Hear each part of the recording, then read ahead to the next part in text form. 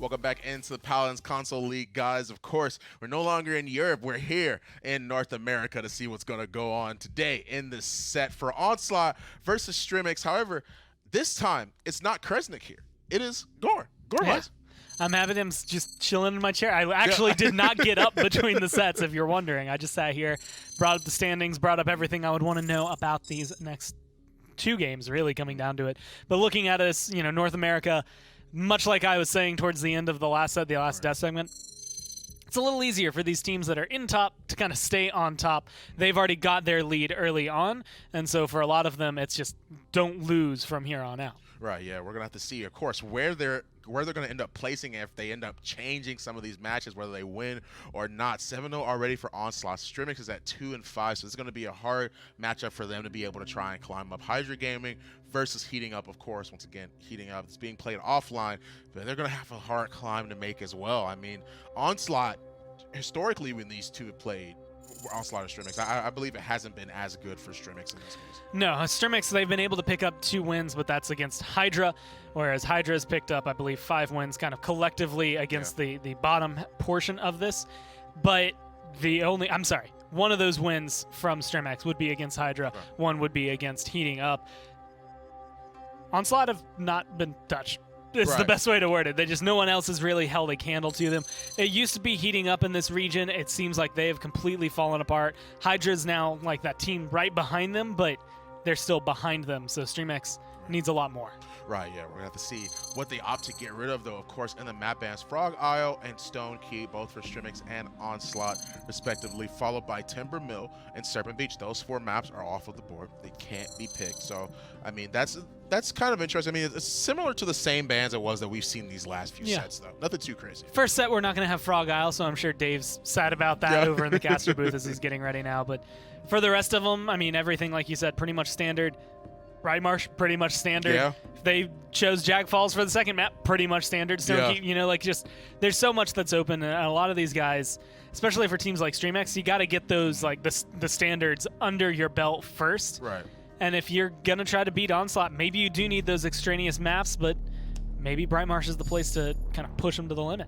Of course, I mean, the first ban being picked, first character off the board, of course, is the Atlas. Talus in response to the Onslaught, and Makoa will be following up on Stremex's side, which means that Onslaught might try and go. I don't know if they're going to try and go for a hit scan or not, but that leaves the door open for a lot more different bans. Oh, and they do. Victor. Yeah. Hit scan, always very, very prominent on console, and this is that meta. You know for a fact Onslaught, Victor always comes through and does really well, so ban him away. Talus always comes through and does really well, ban him away. Force Stremex here to go towards something deeper, something that you can deal with a lot easier, and then keep yourself kind of in the lead based on your bans. Yeah, I mean, we see that Vivian, of course, is being first picked on Stremex's side, hit scan being so prevalent throughout the console league. Onslaught, I'm going to go for the Grover first. I believe that's what it is that they're going to try and end up picking here. They are hovering it a little bit, and of course, Bright Marsh would be a map to do that on. Ash, of course, being the third pick in this total right now. Vivian locked in first. Grover, Ash on Onslaught's side. Ash is going to be interesting to see. Bright Marsh is always an interesting map just because of all the various strategies you can bring to it. But Ash, I mean, that high prioritized is not something I think I'm used to seeing. Khan lately has kind of taken over. Like, it depends on who you're talking to and which team is playing it. Teams, if you're looking even in the PPL, some teams prefer Ash, some teams prefer Khan. Right now it's looking like Stremex are the ones who are going to maybe hover that Khan, but Grover Ash is about as untelling as you can possibly have for your first two, where it's good priority, you get a good support behind a good tank, but no one knows what your strategy is going to be yet. Right, exactly. I mean, what's interesting is that they actually didn't take the Willow off of the board. Oh yeah, especially into the Grover. So I mean, that opens up a window of opportunity for them. Either Onslaught get it or they let Stremex get it. Would you let them have the Willow? I would be worried about it if I was Onslaught, and so they're hovering it here. Yeah. I'm not sure how big it's going to make a big difference. Willow, she's really, really good no matter where you play her, but on console it's a little harder to pull her off as well as we see on PC. But they read into that counter, they recognize it almost immediately, and they're like, you know what? Cut her off, make sure we have it. And now not only do they get to not have to play against their counter if you're Grover, but you get one of the best Bright Marsh champions that you could get in Willow. Yeah, I mean, they have Genos, they have the Leon, or at least I should say they're hovering it, but I can't imagine they try and switch up what they're going for. Yeah, they want that anyway, but for that hit scan. And of course, Leon is always good. Has those auto aim abilities. She's going to be a very, very heavy presence on Stremex's side as well. The last pick, now we've seen Terminus. Can you envision that here for Onslaught maybe? I mean, Terminus is not bad on Brightmarsh. He's very close, like close quarters combat. You're locked in a room with him, so CQC is perfect for his area. I also wouldn't be surprised if it was a Nara. I mean, she's still available, very controlling against this, very good map for her. There's pretty much them. You could maybe make the role for Fernando to fill that slot, but at the end of the day, two of them kind of stand out as the most prominent. And if you get Terminus, like Terminus locks this in as more aggressive, and so to me, this screams Onslaught want to fight, and they want to bring it to you. Right, yeah, I mean, the drafts are already locked in, man. I mean, I'm more so liking Onslaught's draft a little bit. Who's do you like more? Definitely feeling Onslaught over Stremex here. They have it all. Yeah, I mean, we're going to have to see what they do in game one, of course. Oh, Onslaught, they got it all. Stremex, they got a tall mountain to climb on their side. Onslaught have dropped 2 maps this entire split, and 0 games in general. 7-0 for them, and good drafts for both teams. Terminus has started to come to the forefront of the point tank conversation here in the console league. He's always been in the conversation, but we've seen a good bit of Terminus here throughout the day. Dolson and Kresnik on the call for the third cast of the day, third set of the day, and one that Onslaught they'll look to run away with. Yeah, for sure. I think that they actually, Stremex have a chance against their composition if they can play their distance well. Because Terminus and Ash, Terminus is kind of just a timer. I've said this before, really is all just on his siphon and how much he can get away with that. Ash, if they can stay far enough away and burn her down, they have 2 of the strongest backlines on console. I mean, Vivian, Leon, that's true. You can't really ignore that, but the counter point pressure from Ghost might make it a little tough to win that point fight. Agreed. It's almost the 2 strongest, more consistent backliners in Leon and Vivian versus 2 of the stronger flank kind of blaster type champions for Onslaught in Maeve and Willow. Onslaught feeling good about their chances to win the day. 72% already. No kills in this one just yet. Stremex forced all the way back. 81% is where Onslaught stalls out. Now looking to get aggressive. They start to move forward. Nearly grabbing a kill onto the enemy Grover there. That would have been huge. 96%, now 99 for Onslaught. Nobody in range to get a touch from Stremex. Look at the health bars. Everyone half health. And good poke from Onslaught prevented any sort of counterplay. Yeah, no way for them to really get in. Look at this aggression from Swarmshe, finding Soar on the side, pushing him away. Khan super low, not going to be able to contest, and this Fortress Breaker means they can hold this ground for just a little bit longer. Great, I think, just point pressure from Onslaught. I liked the aggression on the side by Ralkion too to kind of force them out. That pressure he didn't let them have a chance to retake, but it's going down now on the other side of that. And now Swarmshe completely caught on an island, surrounded, and dead zone means Stremex have a chance to kind of reset and maybe retake this objective. Erados on the Vivian, getting the chance to move into that space and not having to move too far off to the side, and that's what you like to see. Ralkion, of course, on the Maeve, the gyro man himself, and whether it's Maeve, whether it's Eevee, you know, any of these flank blaster types, put on a good show. Good combination there. Ayanishi drops in, Ralkion does the damage. It's looking like a good push here for Onslaught if they're able to follow up. Yeah, great aggressive start by them. These 2, I think, almost certainly going to go down. There's nowhere for them to run. That is one of the reasons why Brightmarsh is so snowball. Right. Because once you're pushed back to that tree, especially against a Willow, we could just shoot the ground next to the tree. There's no out. Yep. Ralkion applying a little bit more pressure onto Spawn, but Khan being staggered means I don't even know if they have a chance, and stunned just behind the tree. Oh, that's so unfortunate. The worst possible spot. Basically like the only pixel that wouldn't have contested the cart.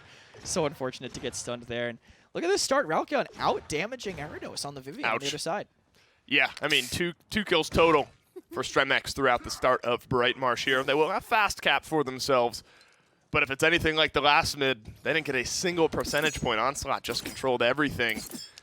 And like you mentioned, top damage in the game for Ralkion on the Maeve. They haven't been able to kind of stop him from free flying, hitting those daggers, and then Ghost followed up with by Swarmshe as well. So the damage numbers from Leon just not quite there. Yato looking to change things around here, but Onslaught they play half as well as they did on the last mid, they'll feel pretty good. Also, Barrick is only barely out-damaging his Genos, too, which I think he's only 60% to his first Dome Shield, just taking so much pressure from this turn. Can't hit him when he's right there. Has to get forced all the way out, and Onslaught now have total control. Ralkion on a deep dive finds Gyarados in the back. That's a good assert dominance as well. Opens up the door for Swarmshi. Yato getting on the board here. The kill onto Ralkion. But Kresnik, look at the percentage, slowly climbing up throughout everything here. And two of the frontliners for Onslaught controlling this right-hand side, getting poked out as everyone from Stremex now back on the point, 72%, or 69 is where we stall out for Onslaught as they continue their aggressive off-tank play here. Swarmshi is locked down this right-hand side of the map. Only 4 seconds left on the shield, probably get some back from that knockback too. Getting the con away, they just can't get through, and this Fortress Breaker, again, just locking down this side. They don't have the damage to burst through the shield. Total point control onto Ghost. I don't think he's been shot at once on this mid. I mean, that's a good example. It wouldn't have been like the most exciting character to follow around with as Onslaught grabs point number 3. But Ghost just kind of stood in that window and blasted the doorway, and anyone from Stremex that was trying to move forward was immediately chunked to half health. Kept those blast flower stacks up and building, and that's all she wrote. Once every 5 seconds is just enough. Sor trying to find a traded kill there, but gets booped away. And going to use that as his cue to run out of there. Ralkion has just the cooldowns up to stay alive. And look at this aggression from Ionisha. He might even reanimate here, and he will, right in their face all the way at their spawn. Trying to keep things going. Clarita is the only one who's been able to find a kill, but Ionisha just respawns. Ghost combines for a double. Swarmshi drops down another assert dominance. A double kill for the Ashe now. Payloaded. Minute and 45 left. That's a clean 5 sweep for Onslaught. They still have Faithlight. That's all that's left. They kind of sold the house to try to force this one in, make themselves a 4-0 victor here on Brightmarsh. 3 ultimates ready for Stremex, though. Faithlight is going to be really tough to execute. Overpower missed, it looks like. So unfortunate. Both tanks not able to be taken off the board. They can use Faithlight, but it's in Leon Vivian. Really aggressive play, though. The tank stunned just off the point. Barrick tries to come in. Alkion's distracting a lot, but Ghost finds the kill on Yato. Yeah, didn't end up getting able to trade out there. Sarum and Clarita, though, they're able to get the kills. Here's a big Faithlight if he's able to find some good damage. This one may end up going through. If nothing else, he's forced Vivian back. Unable to stand just as far forward. Faithlight, a little bit of disengage now. A minute left, though. That's the big number to look at. So much time left. One last fight, not even a clean sweep, but just getting rid of the frontliners would be enough for Onslaught. Yeah, I think so, especially because of how long. If they get zoned out here forward, it's really tough. The DPS can't run away and buy any time, really. They're going to be stuck in front of that tree. You can already see good positioning for Onslaught. Terminus kind of taking that front, and Midnight coming in means they don't know where they're coming in. Look at them, swarming in from every single door. They need to find a kill in fast. And nobody's able to trade out. Swarm C opens it up. And Yato's down on the point right now. Somebody's able to just take advantage, which Ghost does.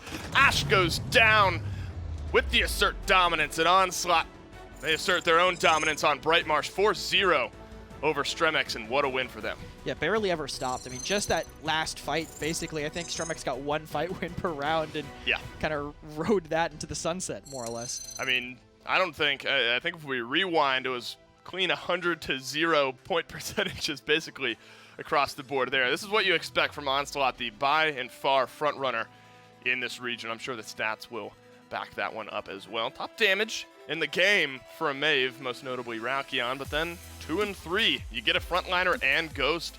The only one close was Gyarados on the Vivian, but big plays from the Ashe to really open up that space. Yeah, just constantly locking down that right side swarm she did. Yeah. Be just unable to get pushed through basically with that Fortress Breaker. Because the game ended so fast, I mean, only Leon had Wrecker, and it was only Wrecker 1. Right. Gyarados tried to catch up as time went on, but just they couldn't burn through. Also, the Siege Engine 5, that full 5-second reset on the shield every single time a boop gets hit. This was a little combo off of that reanimate. They weren't looking. So she just walks in on the right side, charges the assert dominance off of this boop, and just goes straight into this tree. The worst possible place to be, and he made it even worse. You know, in games today where we've seen, 34 kill Willows, all that sort of stuff, this is a good reminder that a well-executing, aggressive off-tank can win the game just the same. It's a reason why off-tank is such a difficult role to play, because it really, you do like low damage most of the time. It's all synced up with your team, but you can be that influential when it's being executed properly. You are really the linchpin for everything that your team wants to do. It's all about the timing, making sure you're finding the right positioning, going in at the right time. If you shoulder bash in and nobody from your team is ready. That's the sync you bring up. You got to make sure it's all there. It certainly is for Onslaught. They strike first on Bright Marsh. Game 2 in just a sec. SteelSeries, the official peripheral provider of the Paladins Console League.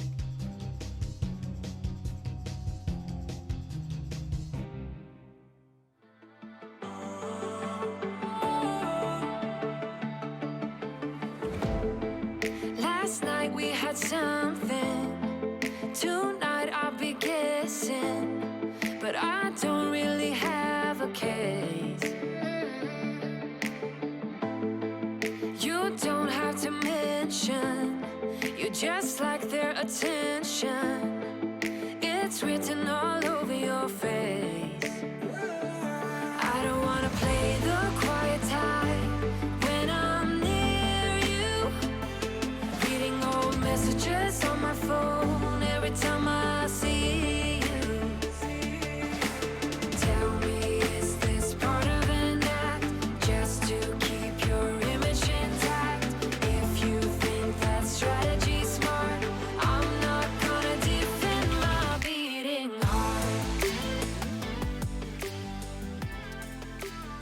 Well, welcome back, guys, but if you blinked, you know, unfortunately ended up just missing the game that happened. Bright Marsh is already said and done. Onslaught made it a quick 4-0 with already a 1-game lead over Stremex in this case. And I said it before in the beginning, Gore. I said that historically these teams, Onslaught's always come out on top. Yeah, and they just kind of showed you why. I mean, from top to bottom, every single member of it was controlling. Obviously, Willow had a pretty standout performance, but even the Ashe, where I said early on, like, you get Grover Ashe, and you don't say anything about the draft you're going for. But Onishi, Swarmshi, both very, very aggressive, and, well, they knocked it out of the park that time around. They had a lot of kills for themselves. They showcased what the tanks can do and how much space they can create, and that just let the DPS flourish behind them. Yeah, I mean, Grover didn't even die in those engagements. I mean, he just sat back, gave that healing out, and he literally didn't have a death. There were 2 members on their team who actually just didn't die. Yeah. It just shows the pressure that Onslaught was able to deliver over the course of the game as it went on. Even though it was a 4-0, you clearly saw that they felt like they were in the driver's seat since the very beginning.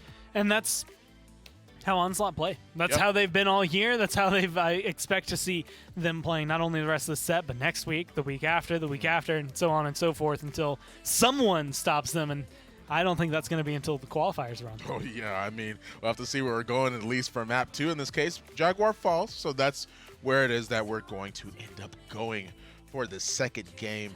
Already, once again, a 4-0 already for Onslaught. I mean, I don't know, man. They're already 7-0 for Onslaught, but Stremex they have to find something. They can do it, I believe. I mean, this is an unfortunate area, but this is a very similar map to Bright Marsh in terms of play styles. A little bit more flexibility, I would say, in champions that you can and can't go to. Right. But the best thing for Stremex is that defending on this map, it's a little easier. It's a literal uphill battle at first, but then the base kind of breaking that is a little more difficult than breaking through the base on Bright Marsh. Unfortunately, you want to not maybe give them Makoa, who is excellent on this map, because now Onslaught, I mean, that alone opens up so many picks behind it. Right, exactly. I mean, the Makoa first didn't lock. They didn't they didn't ban the Willow either again. In this case, I don't know if Stremex really wants to give them in this case. I mean, they go for, they're hovering the Inara, they're hovering the Grover. I will fight to protect the sanctity of the wild. I don't know, man. Well, I mean, what you just said it speaks wonders. Yeah. They, like you said, Willow was open.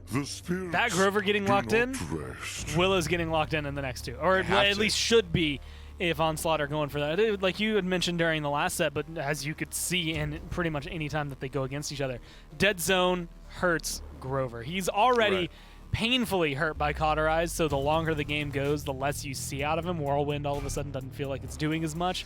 Just imagine having that available to you on a cooldown, admittedly, but from the beginning. Right. And immediately onto an Inara as well, who's going to be standing in one spot. She becomes a very easy target to kill. Yeah, I'm not too sure about why they let him have the Willow again for the second game in a row, too. I mean, Genos is probably going to end up being locked as well. Eliminary Bell's going to do so. I mean, I don't even know what else to say at this point. I really just feel like Onslaught have already just won the game automatically. It's definitely so heavily in their favor. Yeah. Again, only 5 champions fully locked in. But there's not a lot you can do to pull this back. Maeve might be able to save it, and I only say that because it's very dependent on how aggressive does she go. Does she jump in? Can she chase down this Willow? We've seen it happen. We've seen it in the Premier League. The right cycle of cooldowns, you can stick to a Faithlight Willow as well and get rid of her. So if you do it right, Stremex can take care of her. Can they do it consistently? That's a different story. Yeah, I agree with that. I mean, they go for the Maeve, they go for the Ashe. Both of those characters are locked in. They're going to have the sustainability, the Midnight as well. But, I mean, Makoa Willow can clean it. Cleanse it not as much as Genos. But they're hovering the Lex here, which is going to be really interesting. Of course, they'll have that mobility. But Fernando as well. Now, this is interesting. Why do you think the Lex here, actually? And Fernando. Lex, I mean, Lex kind of fell off. You know, he disappeared for a little bit. Nothing really changed about him. It was just he was kind of taken away. Some teams really maybe were feeling the impact of him less. Still really, really hard hitting. Still really, really good, especially with a Genos behind him. I think the Fernando is just kind of a blanket statement. He can control the point. And, I mean, no Barrack kind of surprises me, I think, more than anything. But he's going to be able to kind of fill into that and fill those shoes. Give them hell. And in one bizarre way, he's going to be able to come through and potentially save some people with that Immortal. The only thing about Fernando I don't like is that in the Maeve, she can pounce through the shield. So if she does go execute, you could see a lot of kills happening onto him. Right, exactly. I mean, the Tyra ends up getting locked in, even with a Mark, even with Hunter's Mark, man. I just don't know what to say about Stremex in this case. Onslaught looking pretty good. Game 2 on its way. You can set yourself up for success no matter what in the draft, but if you can't play it well, then you know everything else goes by the wayside. Onslaught seem to be in a great spot here. They get themselves a Lex, and he's kind of been in and out of the meta here recently. Jaguar Fall's a map where we've seen him a couple of times. What do you think about Lex Kresnik, where he's at? Do you like the pick here? I think it's pretty good. It's a high rotation backline, more or less. You can actually play it off to the side of their backline and just find solid poke with that Death Hastens. Also, execute on Inara pretty solid. They dismount a little bit early, and actually dismounting to dismount them on Onslaught, I don't think it's the play, because now the rotation is so much slower, especially since it's being spearheaded by an Inara. Quite literally spearheaded by an Inara. Using that in and out from the Makoa shield pretty well, but Gyarados, if nothing else, has just gotten some poke. Yato finds the last couple of daggers needed to clean up Ralkion, but hey, look at the point. You're 93% already if you're Onslaught, and just now Stremex are getting back. They station one guy on the point. Yeah, you trade out one kill, but now that Swarmshe's able to get back and get involved, the rest isn't looking too great for Stremex, getting ticked away by Ghost. Ayanishi throws up the shield. Sorim has maybe one saving grace here, but with overtime beginning, overtime expiring. Very slow rotation from Stremex. Onslaught sat on the point and barely ever left. It's one of the ways you can play this map, you know, by just looking as a full team for one pick you can take, but you have to accept when it's failed. Right. They chased Ralkion to the ends of the earth, and yes, they got him, but they gave up too much for that in the end. Now Onslaught in a pretty strong position with an objective capture and no ultimates charge because they did a little bit less damage than Stremex, but they have the characters I think that don't really need them. I mean, Hook in on Gyarados, manages to get away barely, but now he's so low that's a lot of resources that have to be committed over there. And there's so much damage, even just a quick flutter, toss, and a shot from the Willow was able to chunk down a bunch of the members of Stremex to about half health. I believe it was Burn Monster. I didn't catch the Tyra talent at the beginning of the game, but that's kind of the meta we've been seeing form around Tyra. It's a good defense from Stremex begins here. Ayanishi piloting Fernando this time. It's a good double kill from Sorim to stall things out, because for a moment there it looked like Onslaught are maybe going to keep this one rolling. They do have 5 ultimates ready now. Stremex call it 5 on the opposite side as well. I wouldn't be shocked to see them use some here. I would expect to see through time and space, maybe. The Law, also the Lex ultimate, can come out pretty much at any time. But it looks like Faithlight's going to be the initiator here, and they catch. Oh, they got the time and space too. Onto Grover and Tyra, just everything thrown to the wall, and it looks like it all stuck. Yeah, and it worked out perfectly for you. I'm going to toss out a line, catch 2 fish with it. Onslaught get themselves moving forward. It's a perfect cooldown of ultimates. Law, Faith Flight, through time and space used, and you save the Ancient Rage. You save Immortal. Stremex do still have 5 ultimates, but if this one starts to steamroll or snowball downhill, Onslaught will be happy with that trade. Seismic Crash rips through as the follow-up there. Midnight as well drops down. Ralkion dead yet again. Ghost as well follows suit. Now Swarmsy's in the back line here. I don't see him finding way too much value as Fernando goes off the map, and so does Swarmsy. Just going to stagger themselves out here. They use Midnight, use Seismic Crash. So now we're a little bit more even, ultimate-wise, but with 8 seconds left, not sure they'll be in range to get a contest. I think they have the better ultimates for them mid, too. The rest of the ults, through time and space, Faith Flight should charge relatively quickly. Right. So good that those are the ones that they used. And Immortal Ancient Rage, so influential on these tighter, small fights. Right. It's also probably why they saved them for the push, because if they got to that position where it would have been worth it, definitely would have been strongest there. Oh, no! Florida backing up just into the through time and space, trying to get out of the choke. Great positioning by Jumong there just to catch them as they were trying to get out. And it is Burn Monster on Tyra, which seems to be kind of a common theme on console, at least on these smaller objective-focused maps. Yeah, the kind of space control that provides is, you know, provides some good damage too. But if you can force them out from the areas that you want to be going, that's a little bit of extra added bonus. Yato, 4-2 and 4 on the Maeve. And Erados as well, controlling some of that front line pretty well. Top damage in the game is Stremex, followed up just by OS Ghost on the Willow.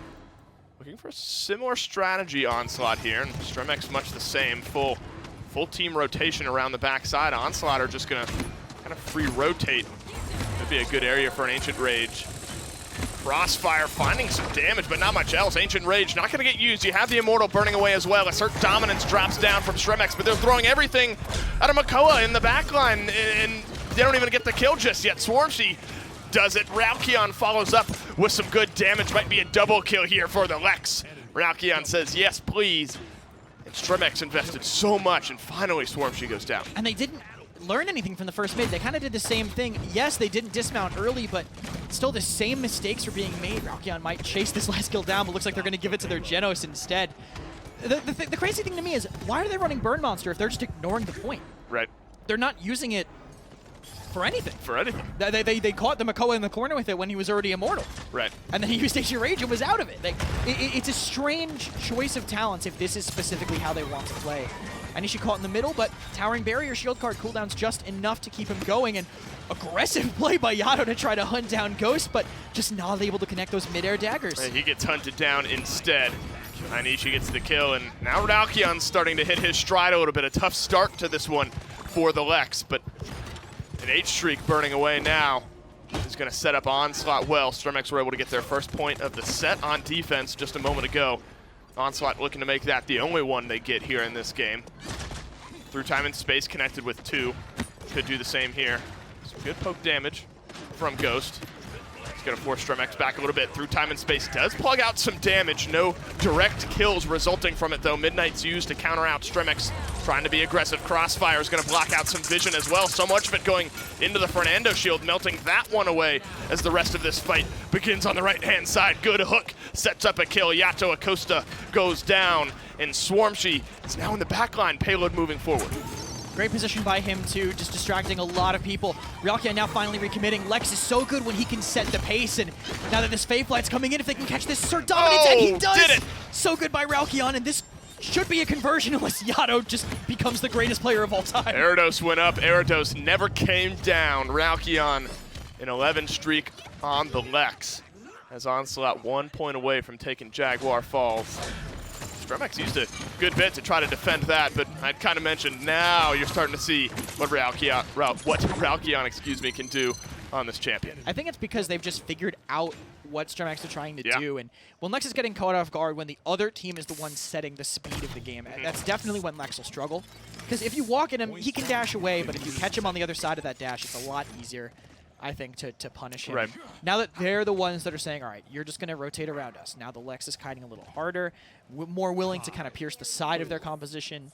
It's working a lot better for him. He's had a completely different round, I think, compared to the first round. And you know, I mentioned ultimates at the end of the payload push there. Stremex using everything except Whirlwind and Assert Dominance, which are very impactful. They could find some good value from that, but Onslaught, again, you're going to have the Ancient Rage, the Ancient Rage and the Immortal ready to go here in just a moment. Stremex one last time looking for this big roundabout flank.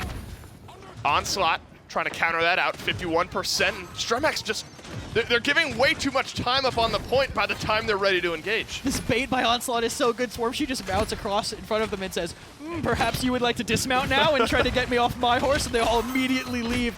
Complete point control for Onslaught. 2 kills for Stremex so far, but Grover going down and Tyra going down. These respawns might be enough for Onslaught. Yeah, this is a split engagement here. Ancient Rage back to the mid. 90% is where Onslaught stopped off. Immortal coming back in time here. Gonna press that button now. Ayanishi looking for some value. Through time and space, rips through, finds nobody, but Ralkion cleans up Eridos. Seismic Crash drops down. Ayanishi getting nice and healed up. A double kill for the Lex. May win this game for Stremex. Crossfire, maybe a saving grace. Mateus trying to pull his team back into this one, but it's him. Then you got an Ashe maybe left in this fight, but once he goes down, the team does as well. And a big win from Onslaught to move within 1 game of taking the set. Perfect hiding there at the end by the Genos. Crossfire comes in, grips the Tyra, just hides around the corner, just barely on the point. Yeah. Just out of sight, just enough to completely deny any value from that ultimate, even after it killed 2 tanks. And, you know, for Stremex, it seemed like they were just kind of trying to do the same mid-fight over. They kind of go all the way around, and then Onslaught, they stuck Fernando on the point, kind of countered that roundabout fight, and then by the time the fight broke out, Onslaught was already, you know, 70, 80, 90% on the mid, and there was just not enough time left for Stremex. If you lose a fight, the thing is, if Stremex loses that fight, Sure. they have no retake. Right. If they're losing that much cap time, that's the risk of playing completely off the point. You say that we'll do that, and then we'll win the fight on the back of that, right? Like, oh, we'll do this because then we'll win. But they still weren't winning the fight. Right. It just wasn't worth the risk. Wasn't worth the risk at the end, and Onslaught, they give up 1 point this time, but that's it. Go to a 4-1 win. 11-4-10 for Ralkion. OS Ghost, though, a quieter 8-3-7. A lot of big kill feed moments for Ralkion. But this Willow, shown why she's one of the top picks. Definitely helped with the point control as the fights were going on, too. Once they finally said that we have to actually contest the objective, Ghost just, you can't deal with a Willow that late. You have to deal with her early when she has all her cooldowns, when she's allowed to free fire for so long. It's just too much of a presence to deal with, especially after you've been worn, beaten, and battered by the rotations. And I love some of the positioning I saw out of Ghost here this game as well. And it's not even anything that flashy, just kind of on these big over bridges, flutter up, throw some damage away, finally dash in when the moment is right. And that's what Willow brings to the table. And then, not to mention, I mean, if you're looking specifically at a matchup, a Willow into a Grover, never a bad thing if you position that dead zone properly. But big win there from Onslaught. I mean, the drafts again, I mean, kind of left, right, center, whatever you will. Onslaught's just playing better Paladins today. 1 more game to take the set right after this. Respawn, the official gaming chair of the Paladins Console League.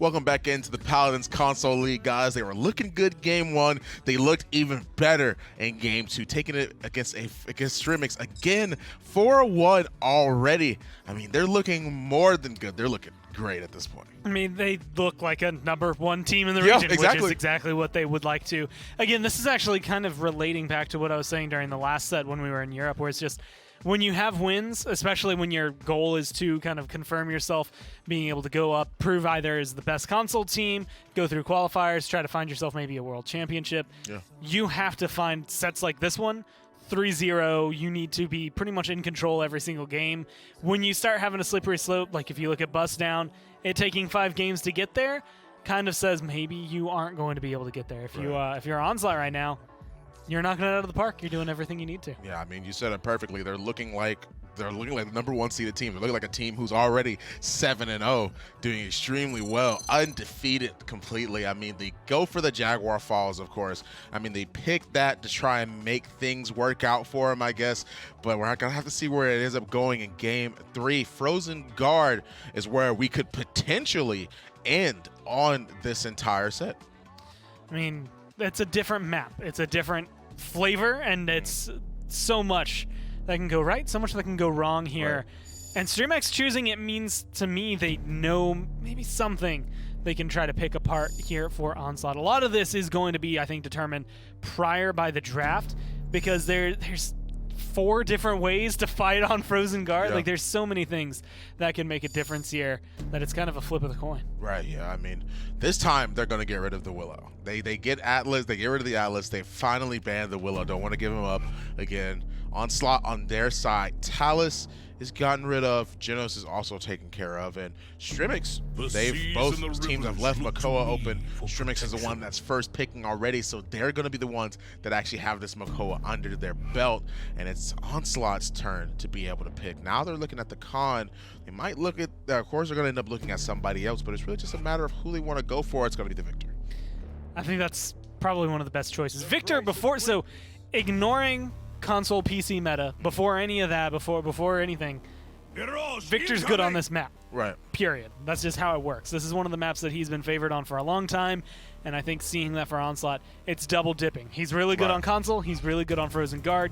Slap the two together, you've got yourself a really good sandwich. Yeah, I mean, you're already looking really, really good on Onslaught's side, like you were just saying. Vivian is being hovered as well as the Terminus on Stremex's side right now. I mean, they have a hit scan of their own. They have Vivian to be able to pump out as much damage as possible, be able to break those shields on Con's side too. So, I mean, I like the Vivian pick. Terminus in this case, you know, also being picked. They have both their frontliners already locked in, so they could be pretty flexible with their remaining picks. I mean, being able to come through, like you said, both frontliners there. Terminus is the only thing that it's kind of red flag for me, because I don't know how well he's going to work here. I think point fight, potentially great. Everywhere else, I don't know so much, right? It's just that issue of being melee in this kind of map and in this environment, especially when half of the push is some of the longest range that you have on any map. It's going to be interesting to see how maybe Stremex can adapt to it. Granted, we haven't seen them really aggressing too much, so we might have to see Terminus more on the defensive end than as an offensive kind of pusher. Yeah, Grover and Anara on Onslaught's side, of course. It's going to allow them to group up, pretty much death ball their comp. It's pretty much what we see with Grover a lot of the time. They have to put on their pressure early game. Furia on Stremex's side. I do like that. It allows some aggression, and Grok as well. We see that more often on console than anywhere else. It's the Furia Grok combo. Now, why here on Frozen Guard? Can you think of any reasons? I mean, Grok is going to get a lot of good bounce damage between like Anara, between Grover. I think he'll be able to kind of hit that. Fury is just good in general. I mean, 30% damage amp on her ult always feels really solid. So I expect that we're just going to see damage numbers come out of them. The problem is I don't look at Stremex and think that's the carry. Right. Vivian, maybe, but Grok doesn't scream, I'm going to carry this game. Victor, Tyra, both of them very capable of it. Con, if not, like they have kind of backup plans and contingency plans on Onslaught. Stremex have a lot of damage. It's just, can they finish off of that damage? Oh yeah, I mean, I'm personally hoping that the Fury is going to be able to work out, but we're already looking at a 2-0 for Onslaught. Game 3 is right on its way. Yeah, I'm not sure that this is the one where Onslaught relent in this set. 4-0 followed up by a 4-1. Game 3 on Frozen Guard awaits us. Get another look at Grok. Tyra, not a great game on Jaguar Falls. Maybe a little bit better here on Frozen Guard. Granted, it's Onslaught who are playing the Tyra, so that's one thing to look at. And then, as I mentioned, Grok as well with the Furia behind it. There's definitely some merit to that. For sure, if they can get across this massive map to get onto them, I think that's the biggest thing. This would have been a sick draft last map.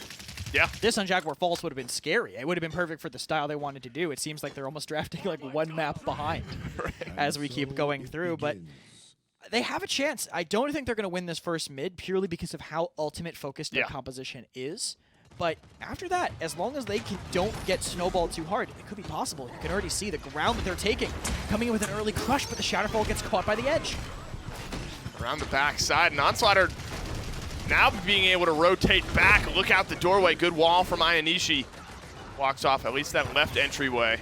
Now you know Stremex is coming from the big opening. Erados as well back in behind the rest of Onslaught. A couple low health bars for both teams. Erados forced back to get some of that passive healing up as well. Mateus looking to get involved, 75%, make it 78 and climbing for Onslaught. It's a similar thing to what we saw in Jaguar Falls where the fight is just taking way too long. First blood finally for Erados as Ralkion goes down. A little bit overzealous by Ralkion. Crush catching out goes to, so no DPS is left for Onslaught. The tanks are trying to do what they can, but they need to die on point, or at least get away. Ayani's just kind of staggering himself a little bit too long.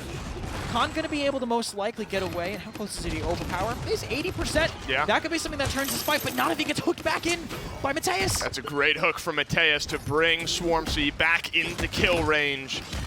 Stremex, for the first time really in this set, in control of one of these mid-fights. The retake is on for Onslaught, but not if you start losing members one after another.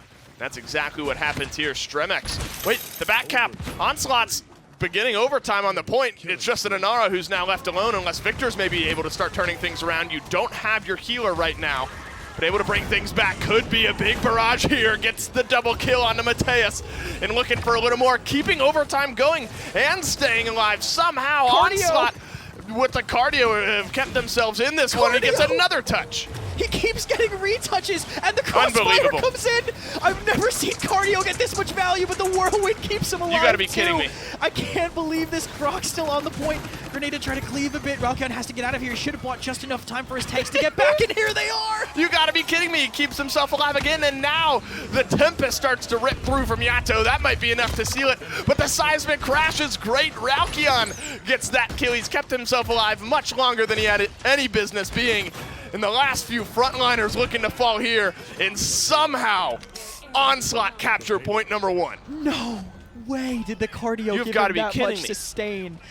We haven't seen that much cardio since the buff. I think we saw it in PPL once, but I guess this is the benefit of it. So much extra sustain, and they just didn't have the damage on the point to burn through it. I think they had Rock in one of their tanks. Yeah. And that's not enough to burn through cardio that early. And you know, you make a tier list of the non-frontline champions with high potential to get an overtime touch that many times in a row, like Eevee, Maeve, you know, some champions with invisibility. I'm not throwing Victor up into that category, but constantly running around getting touches, get them point number one. It's another Tempest, or Tempest is charged up right now. Another good defense here from Stremex. In every category except the scoreboard, Stremex won that first mid-fight. Yeah. But just enough time bought from the Victor, but a good defense from Stremex might tie it up. Yeah, they're getting a little bit forward now. They actually almost got their Ancient Rage and the Terminus Reanimate countered by the Whirlwind, but they were able to separate the Tyra from the Grover, get just enough time. Barrage now to try to make a little bit of room. All it does so far is push the Vivian back. Hopefully he can save the last two charges, and he does. To charge his ultimate just a little faster when it might matter again, and they're actually already setting up a surround, and it doesn't look like Stremex is ready for the positioning from Ralkion. Yeah, Erados has to choose which direction he wants to get attacked from. They dive deep onto Ralkion. That's a good opening. Crossfire as well is going to begin. Onslaught looking for just a little bit of spacing here. He chugged down Mateus a good bit. Don't get the kill just yet. Sarum has to turn around. This is likely going to be Mateus as well falling off. Ayanishi stayed alive throughout all of that as well. Only the Furia left alive for Stremex. Two ultimates ready. Onslaught has the overpower. Used the seismic crash to break the hold.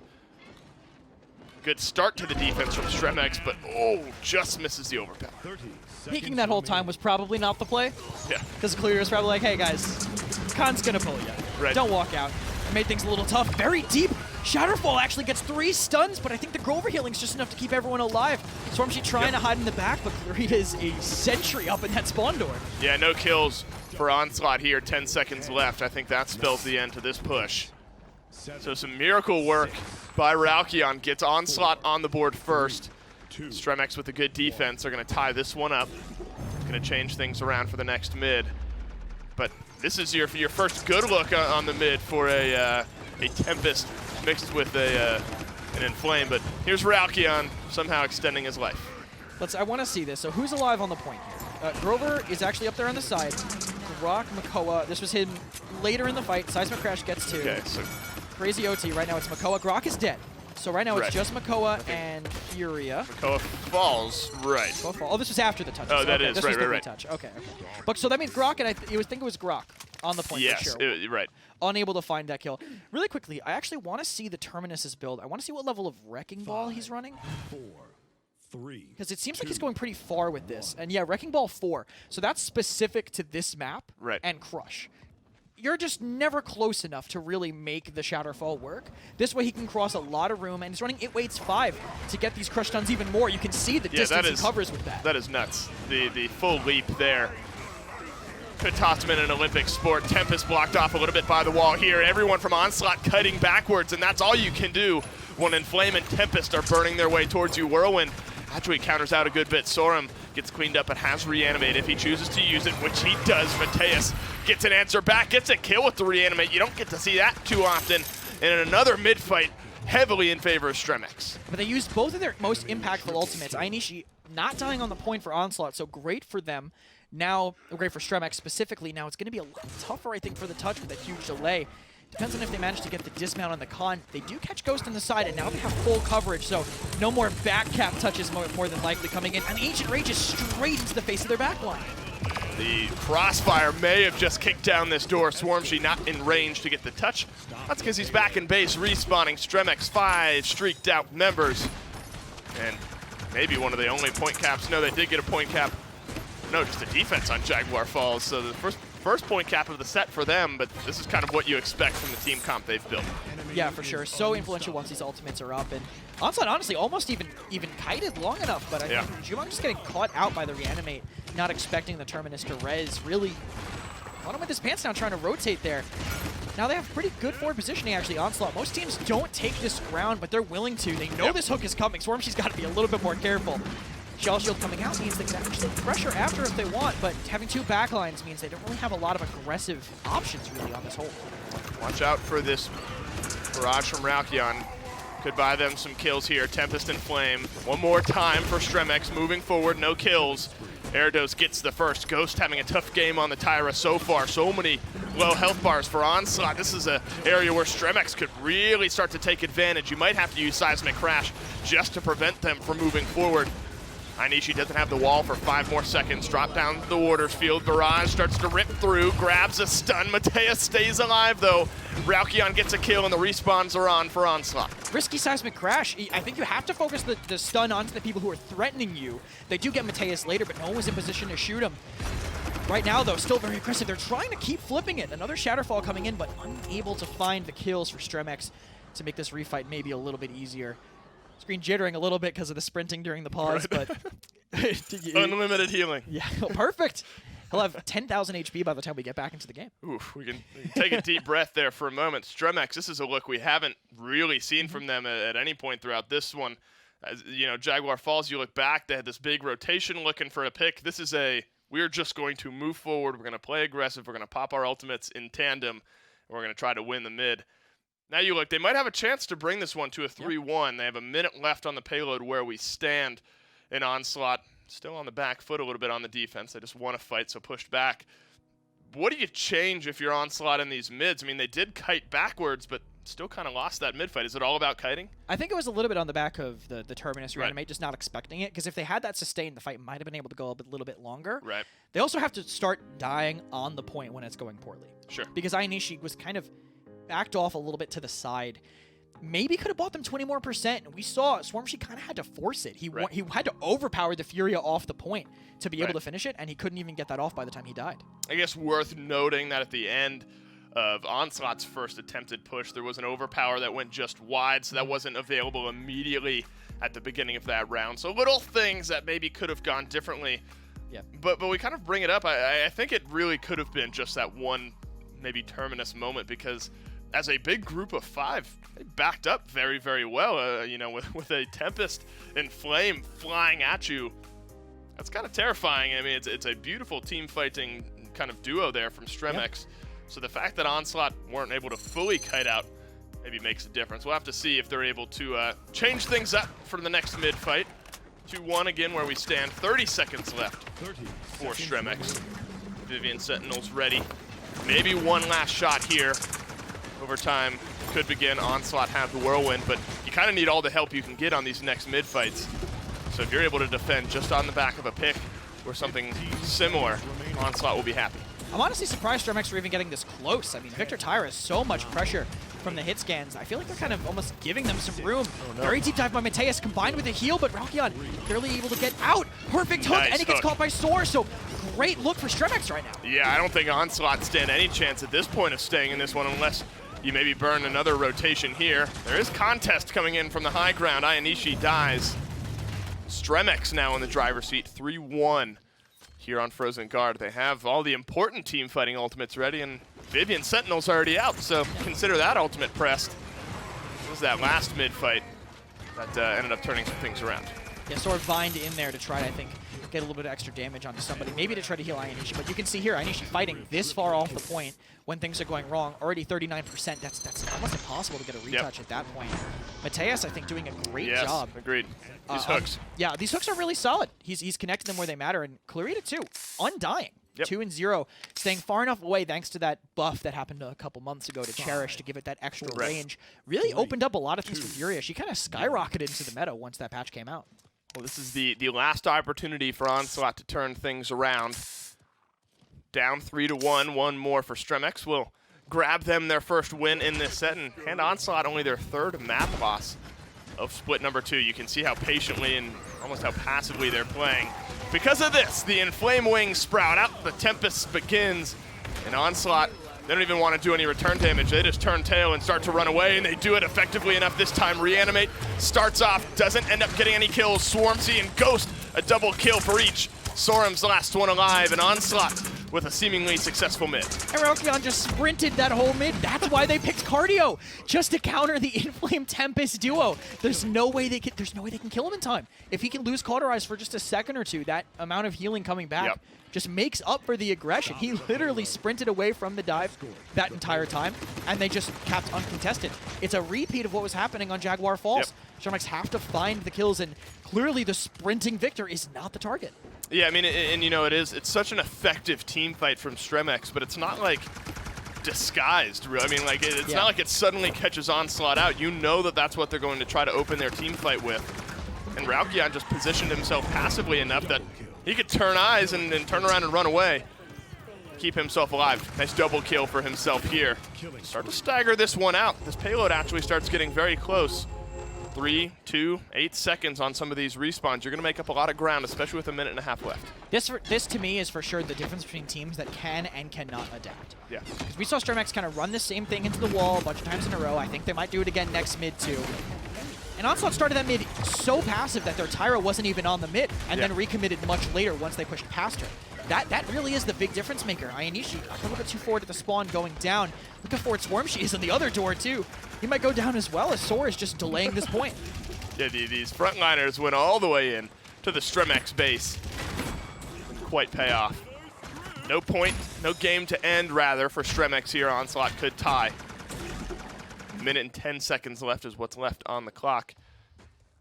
Quick look at the damage charts if we could. I know Ghost has kind of been you know, up and down, and all things considered, Ghost, you know, had a tough go of things around the first couple of rounds of this game, but able to kind of be in that 3rd, 4th conversation, you know, only 5 off second place, I think, despite not getting the flashiest kill slash line. He's done a pretty good job for his team. Great patient play by Onslaught. They wait till one person gets low, and then Ayanishi immediately mounts in. They find the kill too. Swarmzy very low, but Shout can't kill through that. 3 picks for Onslaught. Yeah, we're going to have a tied-up game here. 0.7 awaits. Onslaught 5 ultimates strong. Stremex 4, depending on the status of Tyra Sentinels. And the thing to look at here is how kind of back Onslaught play, and if Ralkion is able to extend his life. Yeah, I mean, at 8, 10, and 9, you know, Ghost has certainly improved his slash line, but some of the ultimates been, better than others. But Swarmsy opens again here. You see off the side of your screen, Ralkion just sprint all the way around. Oh, that is hilarious. And he's does literally no damage in that fight, just focuses enough attention on himself. It's enough. I mean, he manages to get it. I pointed it out to you during the fight, but I think you were laser focused. I was like, what is going on? Well, I saw him like turn around and run away and then just sort of in the background, in the distance, the rest of the time. That's the power of cardio. They really picked it as a counterplay. And look, they're going to do the same strategy, and it's going to work again. Look at where they're stacking this time. I think they go on the side to counter Alkion, but now Swarmsheet, look, they're getting surrounded. But this might be rough. Now they're presenting Ghost as a threat. Guarantee you both are going to come in immediately to try to get onto Ghost. Oh, they get the overpower. Does it connect onto the Grok? I think it did. So you're not going to be able to combine all those ultimates. Ancient Rage burned away, and Flame as well. Onslaught fighting from the point here. 60% for them. A great start to this game from Stremex. And the team fighting just not connecting. Onslaught have adapted properly. You just need a couple more kills. You just need maybe one more stagger, and this game is yours. They rotated out to the worst possible place to refight. They were close to the point, and they said, oh, Khan is locking down the far side. Let's go there. Let's go fight the Khan. And they put themselves in a hallway they just were not ready to be able to break through. Let's just like zoom around. I mean, the adaptation, I think, is the big storyline there from Onslaught, because, you know, the first, those kind of 2 or 3 mid fights were just heavily in favor of Stremex. Even at the start of the game, it took a miracle play from Ralkion to stay alive. In the adaptation from Onslaught, just too good, and Stremex weren't able to keep pace. They just couldn't adapt what they wanted to do. They even had the perfect opportunity there at the end, but Swarmsheet hitting one of his first overpowers of the game onto the most important target, Yado. That Tempest taken out of the fight was huge, not having it there. And honestly, I want to watch this game through the POV of Ionation. The entire, all 3 games. I just want to see him watch everything happen around him. Right. Some sad music playing as he just captures the objective, completely ignored the whole time. Yeah. Wow, great performance by Stremex, though, I feel. I mean, they needed to adapt a little better, but look at Mateus, 15 and 7. I agree. I mean, this is easily the best team in this region in Onslaught. So, you know, you get 3-0'd, but this last performance really showed that they can hang in there. Ralkion at 107,000 damage. The cardio plays were the big, flashy, sometimes funny ones, but being able to provide an extra 100-something thousand damage, nothing to scoff at. The fact that one of the biggest engagements of the entire game, he only sprinted and he still did that much damage, I think goes to show just the impact of Victor and how well Ralkion played it. I mean, he had to put himself in the right positions the whole time to make that work, and he did. I love seeing that. We normally see shrapnel or burst mode cardio every once in a while, but even when we see cardio, you don't get the full effect. This is why cardio sometimes gets played.